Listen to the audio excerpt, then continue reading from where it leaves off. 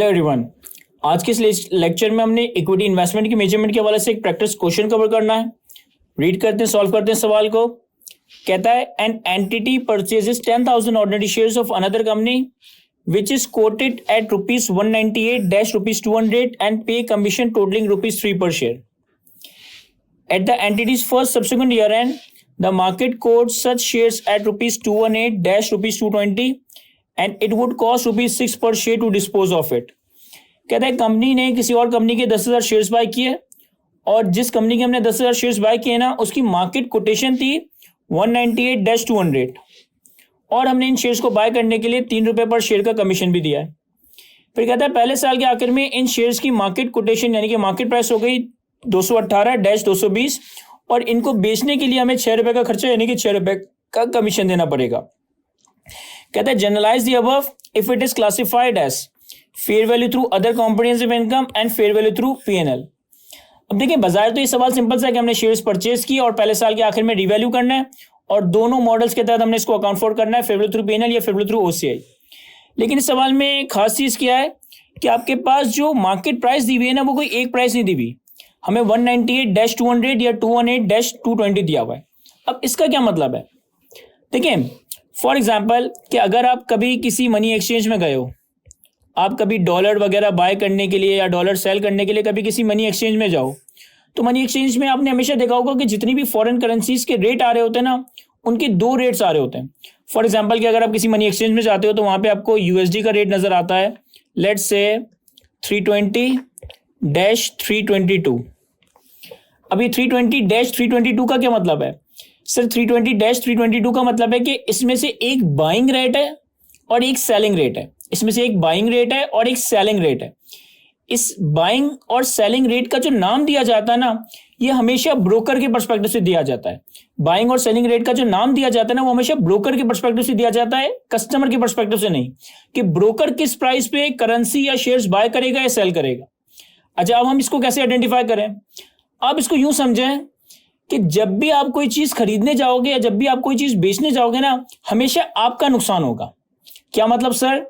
देखिए जब आप कोई चीज खरीदने जाओगे ना तो वो आपको चीज महंगी मिलेगी और जब आप कोई चीज बेचने जाओगे ना तो आप वो चीज सस्ते में बेच कर आओगे।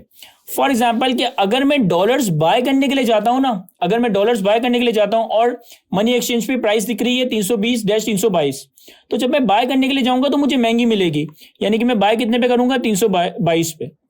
अब अगर मैं 322 पे डॉलर बाय कर रहा हूं तो वो ब्रोकर मुझे डॉलर सेल कर रहा है, तो ये कहलाया जाएगा सेलिंग रेट।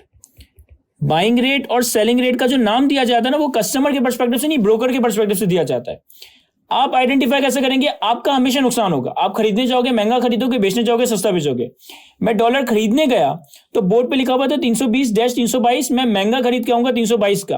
अब मैं 322 का खरीद रहा हूं तो ब्रोकर मुझे सेल कर रहा है, तो ये कहलाया जाता है सेलिंग रेट। अच्छा, कल को मुझे डॉलर बेचना है, अब मैं डॉलर बेचने के लिए जाता हूं तो अगेन बोर्ड पे दो रेट नजर आ रहे हैं 320-322, तो अब मैं बेचने जा रहा हूं तो मेरा नुकसान होगा, यानी मैं सस्ते में बेच कर आऊंगा। मैं कितने का बेच कर आऊंगा? 320 का। अब मैं अगर 320 का बेच रहा हूं तो ब्रोकर खरीद रहा है, तो ये रेट कहलाया जाएगा ब्रोकर के पर्सपेक्टिव से बाइंग रेट। तो बाइंग रेट और सेलिंग रेट का जो नाम दिया जाता है वो ब्रोकर के नाम से ब्रोकर के पर्सपेक्टिव से दिया जाता है। आप किस प्राइस पे बाय करोगे, आप किस प्राइस पे सेल करोगे, इसको याद रखने का आसान सा तरीका ये है कि हमेशा आपका नुकसान होगा। खरीदने जाओगे तो महंगा खरीदोगे, बेचने जाओगे तो सस्ता बेचोगे। यानी कि अगर आपके पास 320-322 दिख रहा है, इसका मतलब अगर मैं खरीदने जाऊंगा तो हमारे लिए कॉस्ट होगी 322 और अगर मैं बेचने जाऊंगा तो हमारे लिए फेयर वैल्यू या सेलिंग प्राइस होगी 320। तो हम खरीदेंगे महंगी वाली प्राइस पे और ईयर एंड पे फेयर वैल्यू पे लेकर आएंगे सस्ती वाली प्राइस पे। तो इसी तरीके से अगर हमने यहाँ पे शेयर्स परचेज किए 198-200, यानी मैंने जब खरीदे होंगे तो मैंने महंगे खरीदे होंगे, तो मेरे लिए ये 200 का नंबर रेलेवेंट है, ये मेरी परचेज कॉस्ट होगी। और जब मैं सेल करने जाऊंगा पहले साल के आखिर में फेयर वैल्यू देखूंगा तो पहले साल के आखिर में मेरे लिए फेयर वैल्यू कौन सी रेलेवेंट है? 218, क्योंकि मैं 218 पे इसको बेच सकता हूं। इनका एवरेज मत ले लीजिएगा, एक बाइंग रेट सेलिंग रेट है ब्रोकर के परस्पेक्टिव से। आपके लिए महंगी वाली प्राइस आपकी कॉस्ट है, सस्ती वाली प्राइस आपके लिए सेलिंग प्राइस या फेयर वैल्यू है। अब हम इस ट्रांजेक्शन को अकाउंट फॉर करता है। सबसे पहले हमने इस इन्वेस्टमेंट को फेयर वैल्यू थ्रू P&L और OCI दोनों तरह से अकाउंट फॉर करना है।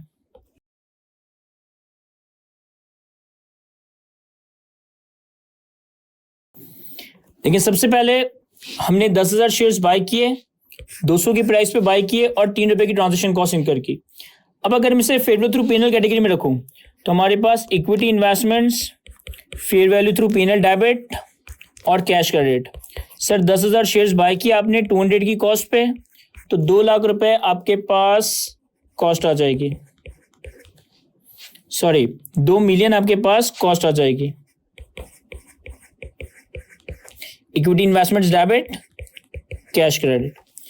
अच्छा, हमने इस इन्वेस्टमेंट को परचेज करने के लिए 3 रुपए पर शेयर की ट्रांजेक्शन कॉस्ट भी इनकर की है। Fair value through PNL category में हमारी ट्रांजेक्शन कॉस्ट एक्सपेंस आउट हो जाती है, तो ट्रांजेक्शन कॉस्ट पीएनएल में एक्सपेंस डेबिट और कैश क्रेडिट। कितने से? 10,000 शेयर्स बाय किए और हर शेयर पे 3 रुपए की ट्रांजेक्शन कॉस्ट, तो ये आ जाएगा 30,000।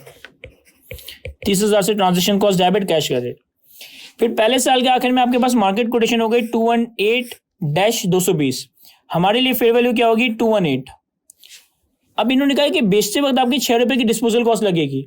याद रखिएगा, फेयर वैल्यू मॉडल में हमने इन्वेस्टमेंट्स को ईयर एंड पे फेयर वैल्यू पे लाना है, ना कि fair value less cost to sell पे। तो हम कॉस्ट टू सेल को कंसिडर नहीं करेंगे जब तक हम उसे एक्चुअली बेच ना दे। हम ईयर एंड पे अपनी इन्वेस्टमेंट्स को सिंपली फेयर वैल्यू पे लेकर आ जाएंगे, और फेयर वैल्यू कितनी हमारे लिए? 218। अब 200 पे शेयर रिकॉर्डेड है और 18 रुपए इसकी फेयर वैल्यू में इंक्रीज आया है, तो हमारे पास ईयर एंड पे equity investments, fair value through PNL debit और फेयर वैल्यू का गेन पीएनएल में क्रेडिट हो जाएगा। हर शेयर पे हमें 18 रुपए का फायदा हुआ है, तो ये आ जाएगा 1,80,000।